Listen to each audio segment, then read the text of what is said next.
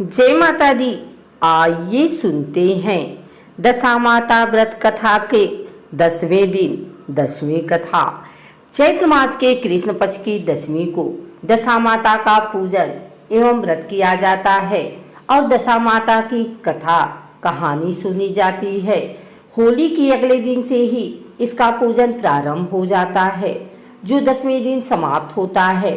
प्रतिदिन प्रातः स्त्रियां स्नान आदि करके पूजन की सामग्री लेकर पूजा करती हैं। सर्वप्रथम दीवार पर स्वास्तिक बनाती हैं, फिर मेहंदी और कुमकुम से 10-10 बिंदियां दीवार पर ही लगाते हैं। फिर पहले स्वास्तिक के रूप में गणपति जी का, फिर 10 बिंदियों के रूप में दशा माता की रोली, मूली, चावल, सुपारी, धूप, दीप, अगरबत्ती व नैवेद्य से पूजन करते हैं। पूजन के पश्चात प्रतिदिन दशा माता की कथा कहने व सुनने का विधान है। इस दिन एक समय भोजन करके व्रत रखने का विधान है। दशा माता का पूजन प्रत्येक स्त्री, सुहागिन या विधवा सबको करना चाहिए, क्योंकि यह पूजन एवं व्रत घर की दशा स्थिति को सुखी समृद्धि रखने हेतु किया जाता है। पूजन में एक विशेष बात होती है कि एक हल्दी में रगा 10 गांठे में लगा हुआ धागा होता है, जिसको दशा माता की बेल कहते हैं। इस बेल को पूजन के समय दशा माता को चढ़ाकर पुनः ले लेते हैं। इसको गले में धारण करने का विधान है। इस वर्ष धारण किया गया धागा अगले वर्ष उतार कर पूजा करके पुनः नई बेल धारण करते हैं। दशा माता की कहानी इस प्रकार है। दशा माता का व्रत चैत्र कृष्ण 10वीं को किया जाता है। यह व्रत घर की दशा के लिए किया जाता है। सुहागिन औरत इस दिन डोरा लेती हैं, सफेद कच्चे सूत की कोकड़ी को रंग लेती हैं, 10 तार का डोरा लेकर उसमें 10 गांठें लगा देते हैं। डोरी को जलती हुई होली दिखाकर पहन लेते हैं। 10 गेहूं के आखे लेकर कहानी सुनते हैं। एक कहानी सुनकर एक आखा नीचे रख देती हैं। इस प्रकार कुल 10 कहानियां सुनती हैं। एक राजा रानी थे, उनका नाम नल और दमयंती था। रानी ने दशा माता का व्रत कर डोरा गले में बांध लिया। शाम को राजा जी आए तो राजा जी की नजर रानी के गले में पड़ी डोरे पर पड़ी। राजा जी ने कहा, रानी जी, आपके गले में इतने मारक मोती सोने के हार पहने हुए हैं, इनके बीच में डोरा अच्छा नहीं लगता। यह डोरा राजा ने खींचकर तोड़ दिया। कुछ दिन बाद राजा के महल के पत्थर उतर उतर कर गिरने लगे। अब वह महल नहीं रहा और राजा का मुकुट उड़कर न जाने कहां चला गया। अब तो राजा रानी विस्मित हो गए कि अचानक की क्या हो गया। उन्होंने वह राज्य छोड़कर दूसरी जगह जाने का निश्चय किया। राज्य के बाहर थोड़ी दूर की रास्ते में अंधेरा हो गया। राजा रानी ने वहीं रात बिताने का निश्चय किया। उन्होंने वहां एक माली का बगीचा देखा। माली बाहर आया तो राजा ने पूछा, हम रात यहाँ बसेरा कर लें क्या? माली ने कहा, हाँ कर लो। जब राजा रानी वहां रात रुके, सुबह उठने पर देखा बगीचा तो हरा भरा था, एकदम से बंजर कैसे हो गया। वहां घास का तो नामो निशान नहीं था। जब किसान उठा और उसने भी यह हाल देखा तो राजा रानी को बहुत बुरा भला कहा और वहां से निकाल दिया। राजा रानी आगे गए तो वहां एक तेलन का घर देखा तो तेलन से दोपहर रुकने का आश्रय मांगा। तेलन ने भी उसे आश्रय दिया। तेलन के तेल को कोटिए और डिब्बे तेल से भरे हुए थे। जब राजा रानी वहां से चले गए तो देखा तेल के डिब्बे और कोटी अपने आप खाली हो गए। तब तेलन ने कहा, क्या मालूम कैसे नरभागों को मैंने आश्रय दिया, जो मेरे तो नुकसान ही नुकसान हो गया। वहां से राजा रानी गालियां खाते हुए आगे बढ़े। थोड़ी देर बाद राजा की बहन का गांव आया। राजा ने किसी से कहलवाया कि उसके भाई भौजाई आए हैं और तालाब के किनारे रुके हुए हैं। बहन ने यह समाचार सुना तो भाई भौजाई के लिए 2-4 ठंडी रोटी ऊपर से 2 प्याज डालकर नौकर के साथ भिजवा दिए। और वापस समाचार कहलवाया कि अभी मेरे को समय नहीं है और यह कलेवा कर ले। भाई भौजाई ने आपस में कहा, बहन का कोई कसूर नहीं, सब अपनी दशा का चक्कर है, अपनी दशा खराब है इसलिए सभी बैरी हो गए हैं।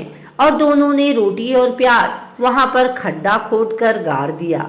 थोड़े और आगे गए तो राजा का दोस्त मिल गया और कहा कि मेरे घर चलो, और घर ले जाकर उनकी खूब खातिरदारी करी, चाय पानी पिलाया।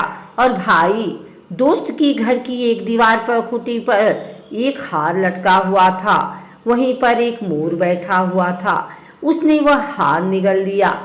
राजा रानी वहां से रवाना हो गए। दोस्त की पत्नी ने देखा कि जो हार खूंटी पर टिका हुआ था वह वहां पर नहीं है। दोस्त की पत्नी ने कहा कि जिन्हें आपने घर पर बुलाया था उन्होंने मेरा हार चुरा लिया है।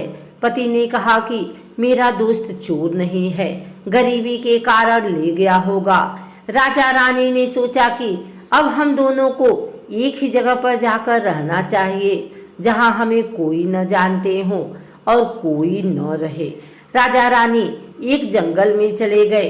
वहां पर राजा दिन में लकड़ियां की भारी भेजकर पैसों से आटा नमक मिर्ची आदि लाकर अपना गुजारा करते। एक दिन रानी ने राजा से कहा कि मैं दशा माता का व्रत करूंगी, मुझे कच्चा सूत का डोरा और कोकड़ी लाकर देना। दूसरे दिन राजा ने ज्यादा लकड़ियां इकट्ठी की और रानी के लिए कच्चा सूत और डोरी की गट्ठी भी ले आए। रानी ने कहा कि मुझे यह डोरा बनाना है और होली की झाल देखनी है, उसके बाद पूजा करनी है और कथा सुननी है। दूसरे दिन राजा पूजा पाठ की सामग्री ले आया और खुद पूजा की और कथा सुनी। और होली को देखने के लिए वह गांव से थोड़ी दूर आ गया जहां कुछ लोग रहते थे। वहां पर कुछ औरतें पूजा कथा कर रही थी। रानी ने कहा कि मुझे भी पूजा कथा करनी है और मेरा यह डोरा सफेद है, इसे रंगना भी है। औरतों ने कहा कि यहाँ पर बहुत रंग पड़ा है। और रानी ने दशा माता के डोरे को 10 तार का किया और 10 गांठ लगाई और रंग से रंगा और होली की जाल दिखाकर अपने गले में पहन लिया। डोरे को गले में पहनते ही राजा की लकड़ियां चंदन की हो गई, जो बहुत महंगी बिकी। लकड़ियों का पैसा लेकर खुशी खुशी घर आए। रानी भी पीपल की पूजा कथा करके दशा माता की कहानी सुन के घर के लिए रवाना हो गई। वहां दशा माता के समय 10 कहानियां सुनी, 10 गेहूं की आंखें लेकर कहानियां सुनी और एक एक कहानी सुनते हुए एक एक आँखा नीचे रखती गई। उनमें शिव पार्वती जी की लोबिया, तोभिया की, गजानन जी की, आरी बारी, कान कवारी और भी छोटी मोटी मिलाकर 10 कहानी सुनी। घर आई तो राजा ने कहा कि मैं आज बहुत सारा पूजा पाठ लेकर सामान लेकर आया हूँ, तू खूब आनंद से पूजा करना। हमारी सारी लकड़ी चंदन की हो गई, जो खूब महंगी बिकी है। रानी ने राजा से कहा कि आज दशा माता का व्रत करके डोरा पहना है, अब हमारे आनंद ही आनंद हो जाएगा। राजा ने कहा कि अब हमारे राज्य में वापस चलते हैं। राजा रानी वापस अपने राज्य की ओर चलते हैं तो रास्ते में पहले दोस्त के घर जाते हैं। दोस्त ने कहा, आओ आराम कर लो। राजा ने कहा कि तुम्हारी पत्नी ने पहले भी हम पर चोरी का इल्जाम लगाया था, अब रुक कर क्या करें।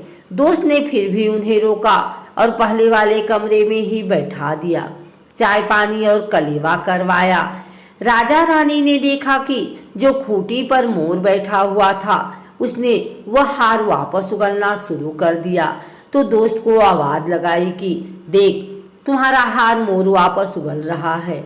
दोस्त ने देखा तो उसे विश्वास हो गया कि मेरा दोस्त की दशा खराब होने की वजह से उन्हें ऐसा दिन देखना पड़ा।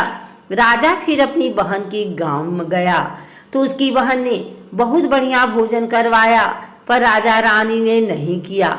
जब पहले की जगह जहां पर उन्होंने गड्ढा खोदकर रोटी और प्याज को डाला था, देखा तो रोटी और प्याज सोने चांदी के हो गए हैं, जिनको बहन को देकर वहां से चले गए। और तेलन के घर पहुंचे तो तेलन ने उनके रुकने पर मना कर दिया और कहा कि पहले भी कौन अभागे आए थे जिनकी वजह से मेरे तेल के डिब्बे और कोठियां खाली हो गई। राजा रानी ने कहा कि वह हम ही थे, हमारी दशा खराब चल रही थी जिसकी वजह से यह दिन देखने पड़े और तेलन के घर रुक गए। तो तेलन ने देखा कि उसके सारे डिब्बे और कोठियां वापस से तेल से भर गई हैं। आगे आकर उन्होंने माली के बाग में विश्राम किया तो वापस खेत व बाग बगीचा हरा भरा हो गया। प्रजा को पता चला कि राजा रानी आ रहे हैं तो प्रजा बहुत खुश हो गई। राज्य में जाते ही महल दशा माता का डोरा वापस पहना तो खड़ा हो गया और राजा रानी ने दशा माता की जय जयकार की। हे दशा माता, जैसे राजा रानी को टूटा वैसे दशा माता की कथा कहने वाले को, दशा माता की कथा सुनने वाले को, हुंकारे भरने वाले को, सभी को टूटना।